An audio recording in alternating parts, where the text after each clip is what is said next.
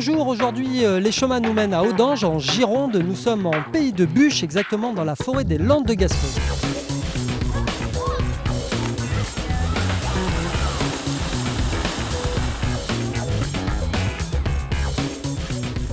Nous sommes près des bassins de baignade qui sont très célèbres ici à Audange et je suis avec Christelle Santurenne, voilà, qui est guide ici sur le bassin et qui va nous parler un peu de l'histoire de ces bassins.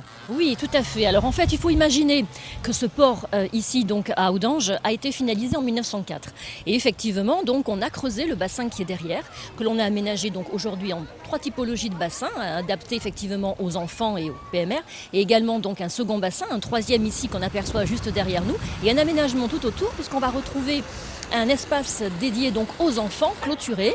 On a également tout l'été, il y a des maîtres nageurs qui sont présents et qui surveillent donc la baignade. Il y a également un vestiaire destiné donc à tous ceux qui souhaitent se changer avant de venir bien sûr ici dans la piscine, qui remplace d'ailleurs les anciennes cabines de bain qui existaient jadis déjà au 19e siècle, mais un tout petit peu plus loin. Ce bassin, moi je ne savais pas, il paraît que c'est le bassin le plus grand d'Europe, hein, c'est ça ?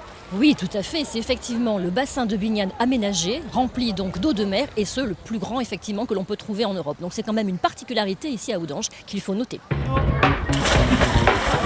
Monsieur, ça fait quoi là de prendre un bain de fraîcheur là, avec cette chaleur ? Ça fait énormément de bien en fait, assez grosse chaleur, oui. Vous êtes un habitué là, de fréquenter les bassins d'Audange ? Je viens un petit peu, j'habite à côté, donc c'est plutôt agréable. Ouais.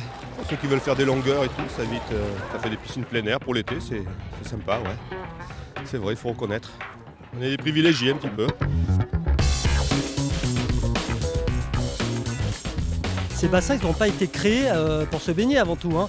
Ils avaient une utilité. Hein. Oui, tout à fait. Au moment où on a créé ce port, effectivement, on l'a finalisé en 1904, on a donc creusé ici ce bassin dans le but d'en faire un bassin chasse d'eau. Cette écluse donc était régulièrement ouverte lors de la marée basse. Ça permettait de pouvoir justement mettre les eaux dans le chenal ostréicole et professionnel et ainsi de nettoyer les surplus de vase qui pouvaient justement empêcher les marins, les pêcheurs, les ostréiculteurs de parcourir ce chenal pour récupérer le bassin d'Arcachon.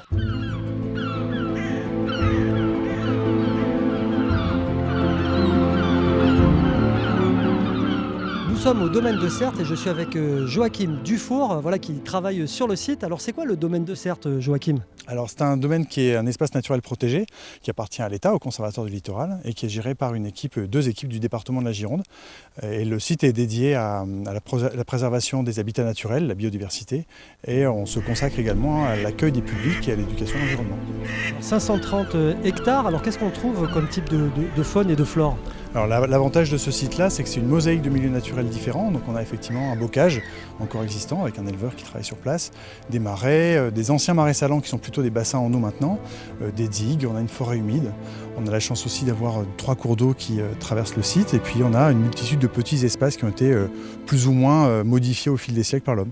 Aujourd'hui, on peut venir se promener sur ce domaine. Il y a des chemins, des sentiers qui permettent de découvrir un peu justement cette riche faune. C'est ça, donc l'objectif c'est de permettre l'accès libre au public toute l'année, donc ce sont des circuits strictement piétons, c'est sur demande et on a plusieurs propositions à lui faire, hein, soit de la découverte classique, soit de la découverte thématique, art et nature, biodiversité, histoire, et effectivement le site reste et demeure en libre accès piéton toute l'année.